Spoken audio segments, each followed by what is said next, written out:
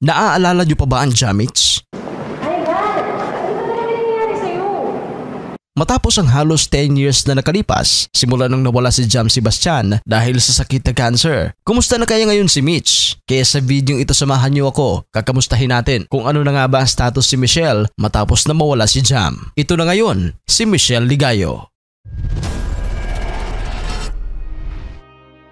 Nakilala sa YouTube community ang Jamits noong 2011 dahil sa kanilang mga nagkakakilig na mga short movies. Sumikat pa sila lalo dahil sa kanilang dance cover at short films sa kantang By Chance. Ang huling video ni Michelle at Jam na naka-upload sa kanilang YouTube channel ng Jamits TV ay ang proposal ni Michelle kay Jam sa harap mismo ng maraming tao. Naka-upload ang video May 17, 2014. Namatay si Jam Sebastian noong March 4, 2015 matapos na ma-diagnose na may stage 4 lung cancer. Pumanaw siya 16 days bago ang kanyang ika-29th birthday. Maraming nalungkot sa pangyayaring ito at kasabay nito ang kontrobersyal na issue noon na mayroon ang manong boyfriend si Michelle bago pa manawala si Jam na siyang kinumpirma ng nanay ni Jam Sebastian.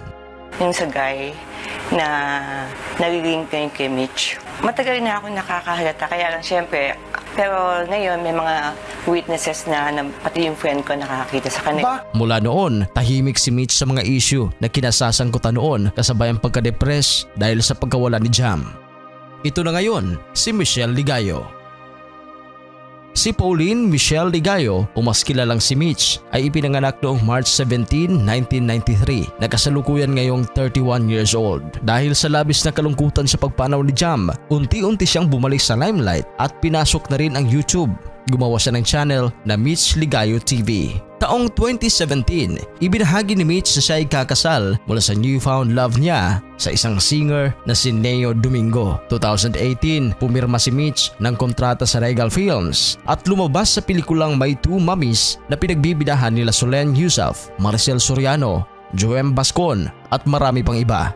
Noong January 2020, masayang ibinunyag ni Mitch sa kanyang YouTube channel na siya ay buntis at pinangalanan niya itong Anastasia Margaret. Hindi naging madali ang buhay ni Mitch Ligayo dahil noong October 2021, isinapubliko ni Mitch na isa na siyang single mom. Hindi niya naman diretsahang binanggit ang tungkol sa paghihiwalay nila ng ama ng kanyang anak. Muling nagkabalikan ang mag-asawa at nasundan pa ito ng isang anak.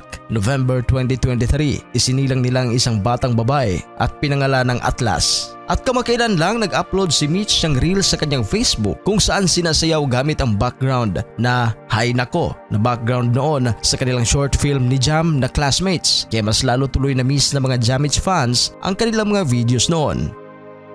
Ikaw, na-miss mo rin ba ang love team ng Jamits? Para sa inyong reaksyon, please comment down below. Sa mga hindi pa nakapag-subscribe, huwag kalimutan mag-subscribe sa Showbiz Caster. Maraming salamat po. Narito ang ilang mga comments.